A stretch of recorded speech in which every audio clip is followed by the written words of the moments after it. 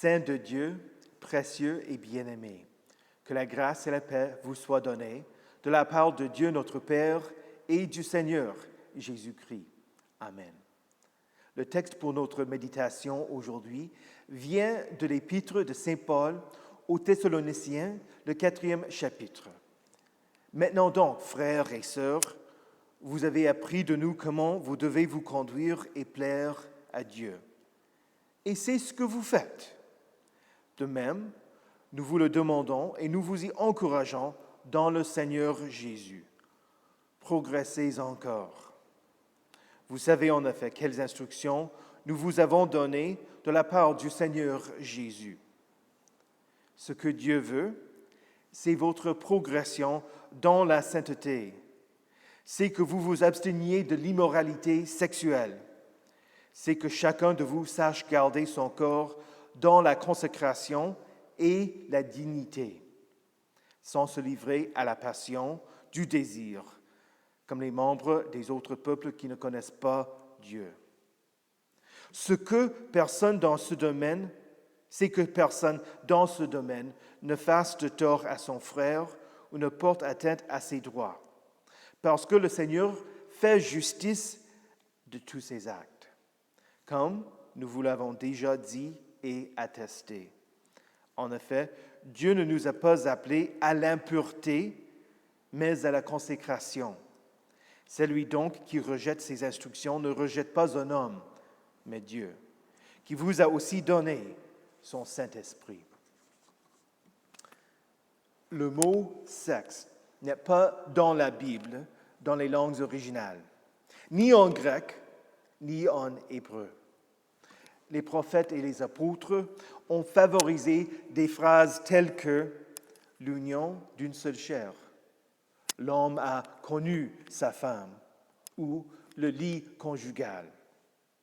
Ce ne sont pas des euphémismes, pourtant. Dieu réserve cette activité à l'union d'un homme et de son épouse dans le contexte du mariage.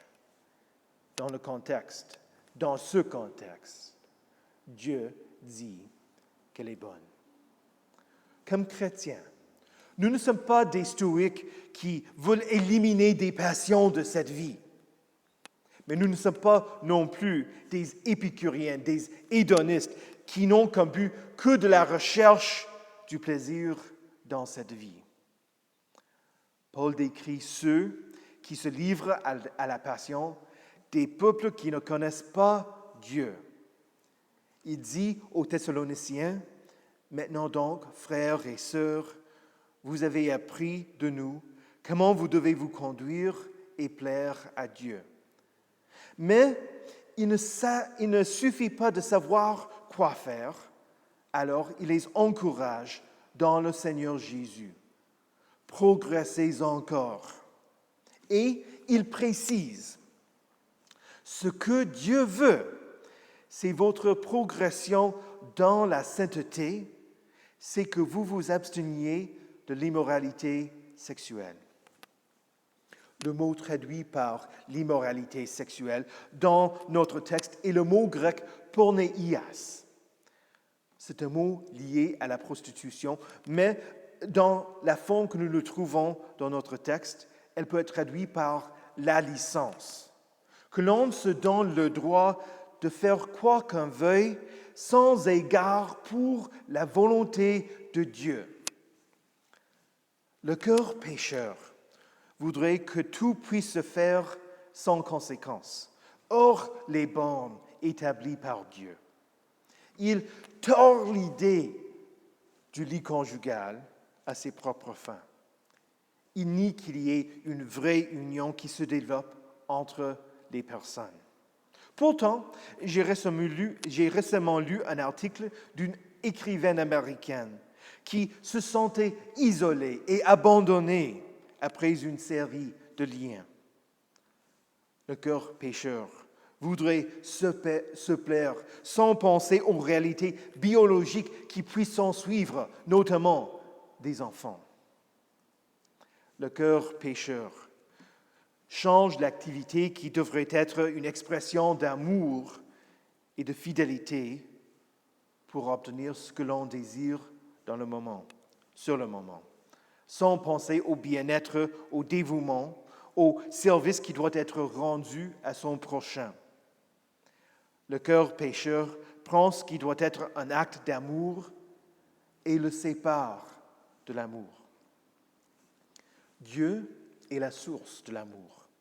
C'est lui qui définit ce que c'est que l'amour. Et voici comment il le définit. Cet amour consiste non point en ce que nous avons aimé Dieu, mais en ce qu'il nous a aimés et a envoyé son Fils comme victime expiatoire pour nos péchés.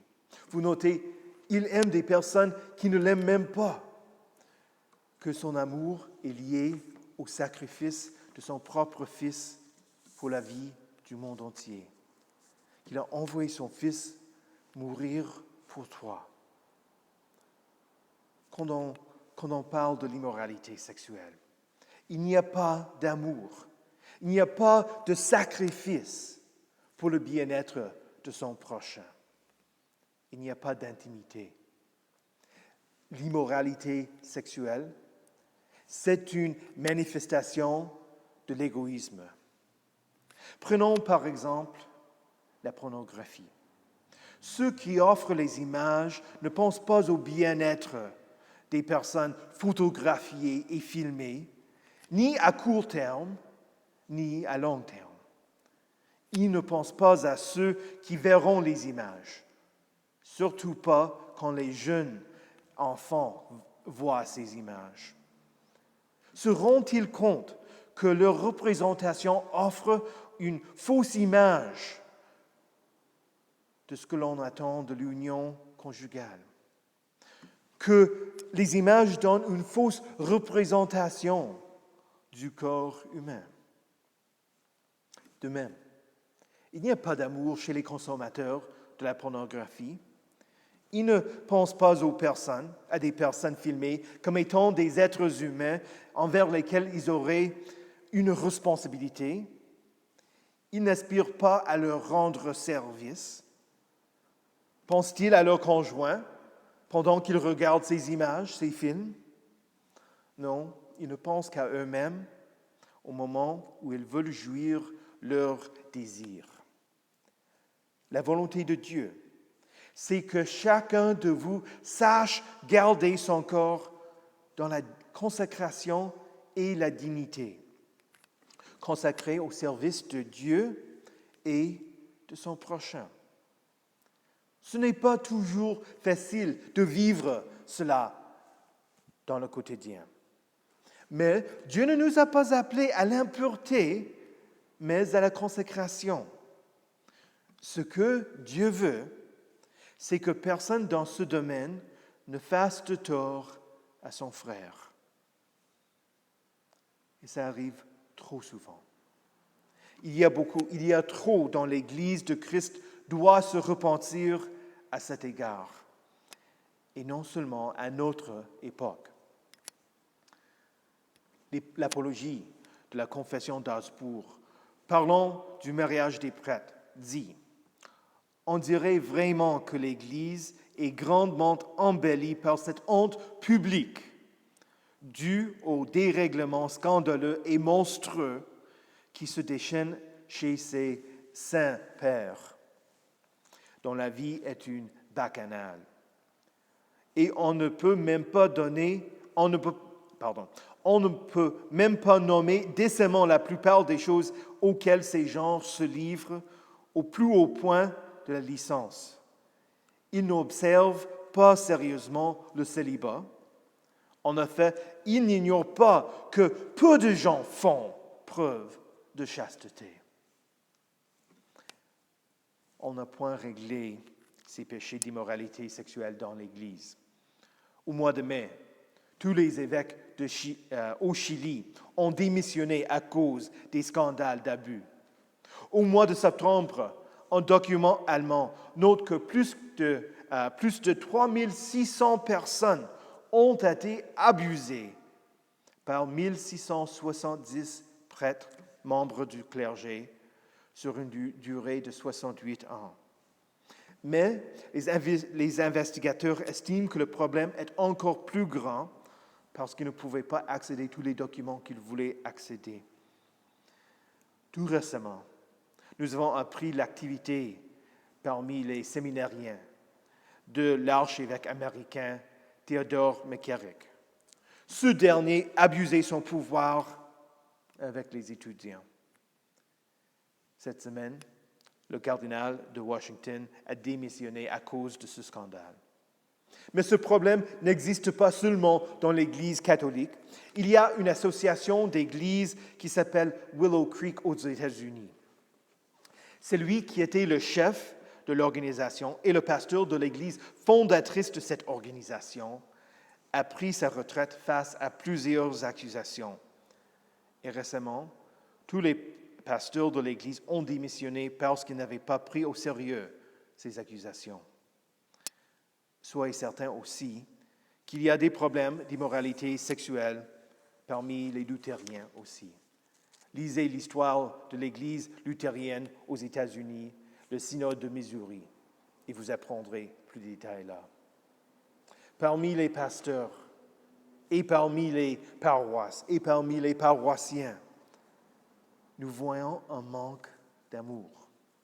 Un manque d'amour quand nous traitons nos prochains comme des objets pour jouir des désirs de la chair, surtout hors l'union d'une seule chair. Le jugement de Dieu est clair. Le Seigneur fait justice de tous ses actes. Ce n'est pas un jugement contre le monde qui rejette Dieu, qui ne croit pas en Dieu. C'est un jugement contre les membres du Christ. Dieu ne nous a pas appelés à l'impureté, mais à la consécration. Dieu veut que ceux qui ne sont pas mariés vivent une vie chaste. C'est simple.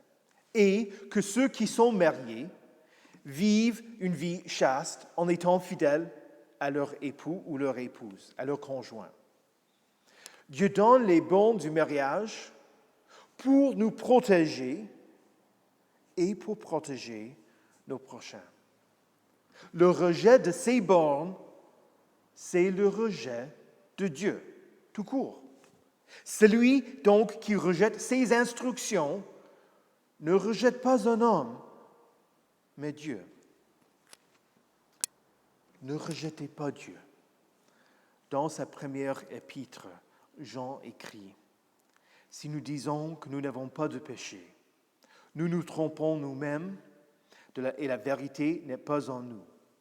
Si nous reconnaissons nos péchés, il est fidèle et juste pour nous les pardonner et pour nous purifier de tout mal. » Il nous appelle à lui pour le pardon quand nous reconnaissons notre impureté. Jésus est fidèle et juste pour nous pardonner, pour nous purifier, même de notre immoralité sexuelle. Le mot qui est traduit par « pardonner » est le même mot pour le divorce. J'imagine que vous posez des questions. Quoi? J'explique. Le divorce consiste à séparer deux personnes mariées qui ne devraient pas être séparées. Le pardon, c'est quand Jésus vous sépare, vous et vos péchés. Il prend des choses qui ne pourraient pas être divisées et il prend de vous vos péchés. Autant l'Orient est éloigné de l'Occident, il éloigne de vous vos transgressions par la foi en lui. Et il le fait jour après jour, vous pardonnant, vous séparant de vos péchés. Mais avec le pardon, il veut que vous vous sépariez de votre péché aussi.